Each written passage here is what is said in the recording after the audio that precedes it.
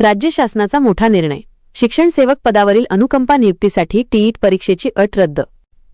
मुंबई राज्यातील शिक्षक वारसांसाठी राज्य शासनाने एक अत्यंत दिलासादायक निर्णय घेतला आहे. शासकीय सेवेत असताना निधन पावलेल्या कर्मचाऱ्यांच्या नातेवाईकांना आता शिक्षण सेवक पदावर अनुकंपा तत्वावर नियुक्ती मिळणे सुलभ झाले असून या नियुक्तीसाठी अत्यंत कठीण समजली जाणारी शिक्षक पात्रता परीक्षा टीईटी आणि केंद्रीय भरतीपूर्व निवड परीक्षा उत्तीर्ण होण्याच्या अटीतून त्यांना कायमची सवलत देण्यात आली आहे. शालेय शिक्षण व क्रीडा विभागाने 20 जानेवारी 2016 रोजी या संदर्भातील अधिकृत शासन निर्णय निर्गमित केला आहे. या निर्णयामुळे गेल्या अनेक वर्षांपासून अनुकंपा नियुक्तीच्या प्रतीक्षेत असलेल्या उमेदवारांना मोठा आधार मिळाला आहे. निर्णयातील महत्त्वाचे मुद्दे. सर्व शाळांना लागू. हा निर्णय राज्यातील सर्व मान्यताप्राप्त खाजगी, अनुदानित व विनाअनुदानित प्राथमिक, माध्यमिक, उच्च माध्यमिक शाळा, कनिष्ठ महाविद्यालये आणि स्थानिक स्वराज्य संस्थांच्या शाळांना लागू असेल.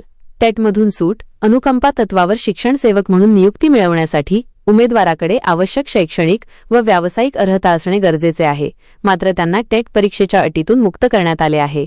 मानधन आणि अटी. या पदावर नियुक्त होणाऱ्या उमेदवारांना शासन निर्णयानुसार विहित केलेले मानधन आणि शिक्षण सेवक योजनेतील इतर सर्व अटी व शर्ती लागू राहतील. प्रतिज्ञापत्र अनिवार्य. नियुक्तीच्या वेळी उमेदवाराकडून संबंधित अटी व शर्ती मान्य असल्याचे प्रतिज्ञापत्र लिहून घेतले जाणार आहे. गट ड मधील कर्मचाऱ्यांना संधी. जे उमेदवार शैक्षणिक अर्हता असूनही पदाच्या उपलब्धतेअभावी सध्या गट ड मध्ये कार्यरत आहेत त्यांनाही आता शिक्षण सेवक पदावर नियुक्तीसाठी विचारणा केली जाऊ शकते. पार्श्वभूमी.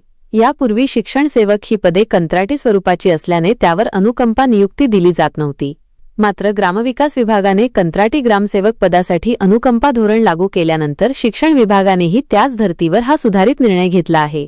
यामुळे अनुकंपा प्रतीक्षा यादीवरील उमेदवारांचा प्रश्न मार्गी लागण्यास मदत होणार आहे. व्हिडिओमधील शासन निर्णय व परिपत्रक आपणास हवे असेल तर ते आपल्या शासन निर्णय व परिपत्रक या टेलिग्राम चॅनलवर उपलब्ध करून देण्यात आलेले आहे. त्या ठिकाणावरून आपण ते डाउनलोड करून घ्यावे.